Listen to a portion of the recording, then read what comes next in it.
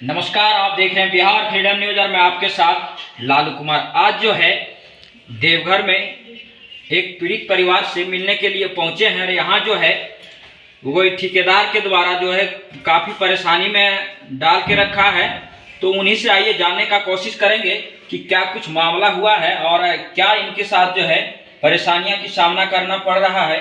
अभी तक जो है इनका देवघर के कोई भी पदाधिकारी या पुलिस विभाग में किसी भी तरह की कोई जो है समस्या सॉल्व करने का कोशिश नहीं किया। आइए सीधे बात कराते हैं आपको यहाँ की पीड़ित परिवार से। सबसे पहले हम देवीपुर थाने में गए, दोनों पक्षों को बुलाया गया।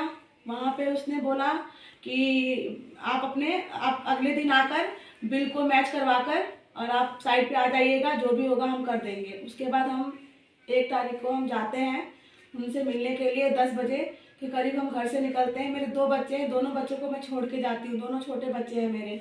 वहाँ पे उनके ऑफिस के सामने वेट करते करते मुझे 5 बज गया। फिर मैं मेरे हस्बैंड हम दोनों ने बोला कि अब हम चलते हैं, उनको ढूंढते हैं, क्योंकि बहुत टाइम हो गया था। सुबह के 10 बजे से निकले थे, 5 बज चुका था।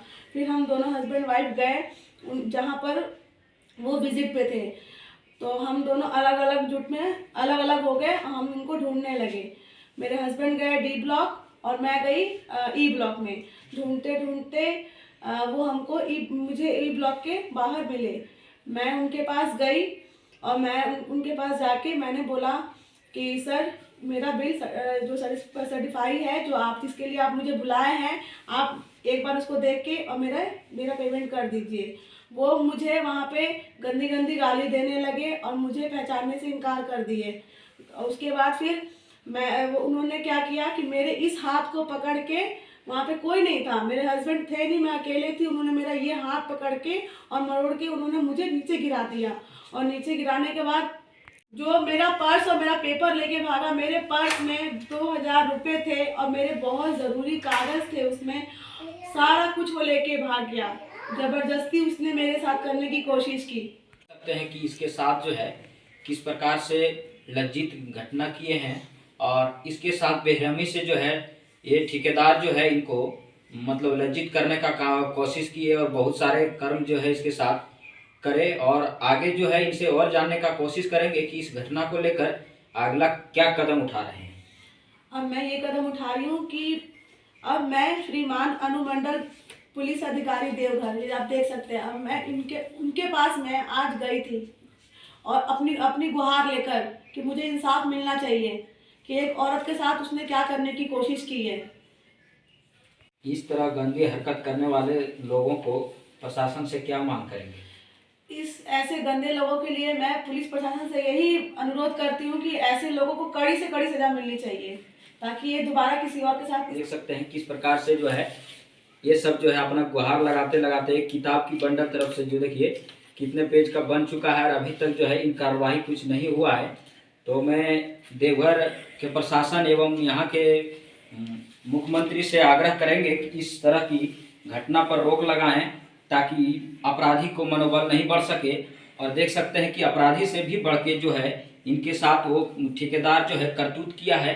उस तरह हैवानियत को क्या ही कहा जाए, आगे प्रशासन देखना होगा कि इस पर क्या कुछ कार्रवाई करते हैं। आइए विशेष रूप से जो है इनके हस्बैंड से जानने का कोशिश करेंगे कि क्या मामला पूरी तरह से है, क्योंकि काम कराने में इनका जो है अहम योगदान रहता है।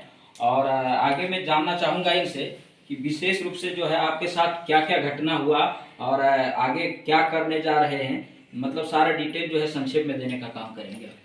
देखिए, इस आशीष सतपति जैसा लोग जो है ना, 1 नंबर का गंदा आदमी है। सतपति कौन है? वो एसी फैसाड प्राइवेट लिमिटेड का मालिक है, जो कि एम्स में हमें ग्लास लेबर कॉन्ट्रैक्टर के रूप में ग्लास का काम, ग्लास एल्युमिनियम जीआरसी वगैरह का इत्यादि का काम किया। और उसने मुझे डे फर्स्ट से ही मेरे को परेशान किया। एक्चुअल में मेरा पैसा लगवा दिया। 2 महीना काम करने के बाद मेरे को वर्क ऑर्डर की कॉपी भी नहीं दिया। ठीक है, मेरा पैसा इतना लग गया था कि मैं मई के बाद ना मई तक किसी तरह से मेरे को पैसा भी दिया। और जून से ना मेरे को जून में, उसके बाद अप्रैल के बाद जो है वे जा करके जून में एक बिल बनाया 1.5 लाख का। उस समय मैं यहाँ पे था नहीं, मुंबई में था, हमारे लड़के थे, उनको इतना परेशान करके रख दिया कि मैं बता नहीं सकता। इतनी मेंटली हरासमेंट किया। जब मैं 14 अगस्त को यहाँ पे उतरा तो जो कंडीशन देखा, और पैसा भी नहीं दे रहा था, जो कंडीशन देखा, सारा बिल मेजरमेंट वगैरह सब काट वाट करके और देने को तैयार नहीं हुआ। फिर मैंने उनसे बोला कि ना वर्क ऑर्डर दिए ना कुछ, पैसे के लिए भी ऐसे कर रहे हो, बिल भी बना करके नहीं दे रहे हो। तो लास्टली उसने क्या किया कि मैंने उनसे बोल दिया कि हम इस तरीके से काम नहीं कर पाएंगे, मेरा पैसा दो तभी काम कर पाएंगे। मैं आपको जो भी काम है फाइनल वो करवा करके दे देता हूँ, मेरा सारा बिल सर्टिफाई करके फाइनल कर दो, ठीक है। मैंने 22 अक्टूबर तक उनके पास काम किया, लेकिन उन्होंने क्या किया। आपने शुरुआत जो है काम कब से कर रहे थे उनके पास, क्या साल था? वो नवंबर में 11 नवंबर 2021 को मैं गया था। यानी उस मतलब 11 नवंबर से आप जो है उस स्टार्ट किया एम्स में काम हाँ। चालू कर दिए थे? हाँ, 11 नवंबर 2021 से मैंने स्टार्ट किया था, ठीक है। और उसके बाद फिर मैं अक्टूबर में मैंने 22 अक्टूबर के आसपास में काम को बंद कर दिया, ठीक है। काम क्यों बंद करना पड़ गया था? पैसे के कारण। पैसा, और ना पैसा दे रहा था ना बिल सर्टिफाई कर रहा था। वो जा करके कुछ भी करके कुछ भी करने को तैयार नहीं था। उसके बाद जब लेबर मेरे को परेशान करने लगी, मैंने इसको फ़ोन किया कि मेरा बिल भी सर्टिफाई करवा दो और पैसा भी दो। तो इसने मेरा फ़ोन उठाना बंद कर दिया, काटना शुरू कर दिया। मेरी वाइफ ने भी उससे बात करने की कोशिश की, तो उसने गंदी गाली के साथ में, इतनी गंदी गाली दिया था उस समय जिसका रिकॉर्डिंग हमने कर नहीं रखा है। इतनी गंदी के साथ में किया कि मैंने भी उसे गाली फिर दिया। उसकी खुंदक में उसने मेरे को, या खुंदक कहिए या जानबूझ करके, तो पहले से भी परेशान कर रखा था तो जानबूझ करके ही कर रहा था। वो नहीं किया, बिल्कुल न सर्टिफाई किया, पैसा भी देने में आनाकानी किया और लास्टली दिया नहीं। जा करके वही बिल जो है किसी तरह से बहुत करने पे मेरे को 5 जून को 25 जून शायद 5वां महीना में उसने बिल किसी तरह से 25 तारीख तक रुला करके दौड़ा करके मेरे को सर्टिफाई किया। सर्टिफाई करने के बाद भी उसने पैसा नहीं दिया, आजकल करते हुए। और मेरे पास बहुत सारी मतलब कि कॉल किया, कॉल काटना है, इस तरह की हरकतें उसने किया। उसके बाद मेरी वाइफ उसके बाद भी जो है फिर मेरे को एक बार लालच दिया कि एक काम करो, मैं तुम्हें 1 लाख रुपया डाल रहा हूँ, मेरा काम फंसा हुआ है। उस समय मैं हैदराबाद में काम कर रहा था। वो मेरे को बुलाया कि तुम लेबर ला करके आ जाओ, मेरा काम फंसा हुआ है, निकलवा दो, तुम्हारा पुराना पैसा नया पैसा सब साप्ताहिक वाइज दे दूंगा, ठीक है। मैंने दोबारा काम किया, लेकिन दोबारा उसने मेरे को परेशान किया तो मैंने 20 दिन में ही काम को बंद कर दिया। लेकिन मेरा लेबर कॉस्ट बहुत ज़्यादा है, जो पैसा दिया था वो सारा खर्च वहीं पे हो गया, इतना खर्च करवा दिया, मेरे पास कुछ नहीं बचा। उसके बाद मैंने फिर दोबारा काम बंद कर दिया। उसके बाद भी पैसा अभी मांगते रह गया, नहीं दिया वो, आजकल करते। उसके बाद मैं कितनी बार चक्कर लगा चुका हूँ। मैं यहाँ पे किराए पे रह करके और उसकी चक्कर लगा करके मैं इतना परेशान हो रखा हूँ, मेरे बच्चे परेशान हो रखे हैं, और लेकिन वो पैसा देने का नाम नहीं ले रहा है। कभी कुछ कहता है, कभी कुछ कहता है, कभी कुछ कहता है, बहुत तरह की बातें बोलता है, लेकिन पैसा देता नहीं है। बहुत टॉर्चर कर रखा है मानसिक रूप से। मैंने फिर इस बार थाना गया तो 20 तारीख के आसपास में थाना गया। थाना जाने के बाद मैंने आवेदन दिया और गुहार लगाया कि मेरा पैसा किसी तरह से दिलवा दिया जाए। उन्होंने पैसा 31 तारीख को बुलाया मुझे और उनको भी बुलाया। वहाँ पे मैं गया तो मेरे को बरगला रहा था, कुछ भी देने का नाम ही नहीं ले रहा था। जो बिल उसने सर्टिफाई किया, एक तरह से 5वें महीने थाना जब गए तो वहाँ प्रशासन से आपको क्या रिस्पॉन्सिबिलिटी मिली?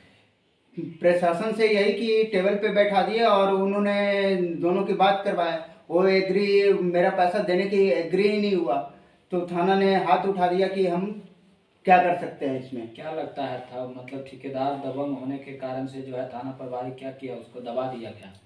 हो सकता है कि वो ठेकेदार बड़ा समझ करके और हम जैसे को दबाया जा रहा हो, थाना प्रभारी दबा रहे हो या कोई भी दबा रहा हो, मुझे नहीं पता कि उन्होंने क्या किया, लेकिन वो मुझे न्याय नहीं मिला।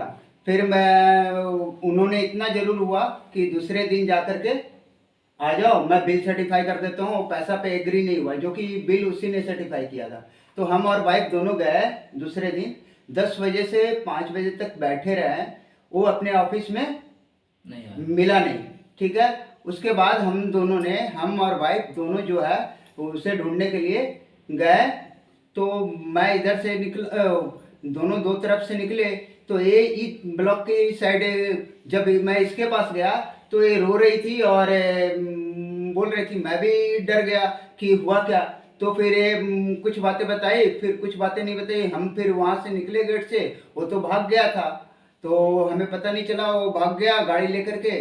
और फिर मैं और वाइफ आ गए, इतने डरे सहमे थे कि हम फिर आ गए अपने घर पे। और फिर कल से इतनी मेंटली हरासमेंट हो रखी है, ये मतलब 2 साल में इतना परेशान किया है मुझे दौड़ा दौड़ा करके, क्या बता सकता हूँ। और कल तो हद ही कर दिया इसने मेरे वाइफ के साथ में। ये इतना गंदा आदमी है जिसका कोई जवाब नहीं है।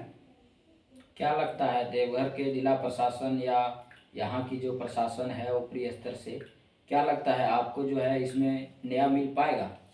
मैं तो अनुरोध करूंगा पूरे न्याय प्रणाली से, प्रशासन से मैं अनुरोध करूंगा कि हमारा जो भी है इस तरह के बंदों को ना कड़ी से कड़ी सजा दिलवाए। जो भी करना है वो न्याय दिलवाए मुझे। आप कहाँ का रहने वाले हैं स्थायी? अस्थाई तो ऐसे मैं बिहार गया का हूँ, लेकिन मैं 20-22 साल से दिल्ली में रहने वाला हूँ। यहाँ कितना दिन से काम कर रहे थे आप देवघर एम्स में? 2021 से अभी तक मैं यहीं पे हूँ। अच्छा। मैंने काम तो वहाँ पे 8 ही महीना किया, लेकिन मैंने बच्चे की एडमिशन वगैरह सब कुछ करवा दिया था यहाँ पे। मतलब काम की वजह से मैं यहाँ पे आया, लेकिन लास्टली उसने परेशान करके मुझे ऐसा बर्बाद किया है कि मैं उठने के लायक ही नहीं हूँ। मैं बच्चे की 8 महीने का फी तक नहीं जमा कर पाया हूँ। क्या लग रहा है अभी जो है उनके द्वारा आप डरे सहमे हैं, प्रशासन से आपका वो जो है सुरक्षा की गुहार लगा रहे हैं? बिल्कुल सुरक्षा की गुहार भी लगा रहा हूँ।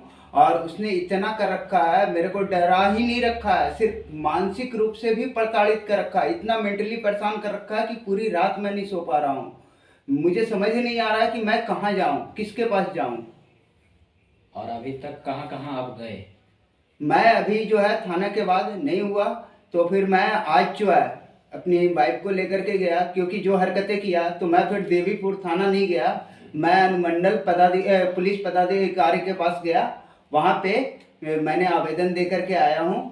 और आगे जो है महिला आयोग, पीएमओ ऑफिस और यहाँ के एमएलए निशिकांत दुबे, उनके पास भी जाऊँगा मैं, ठीक है। और पहले भी एक ट्वीट किया था निशिकांत दुबे सर को, लेकिन शायद उनके पास मेरे ये मैसेज पहुंच नहीं पाया।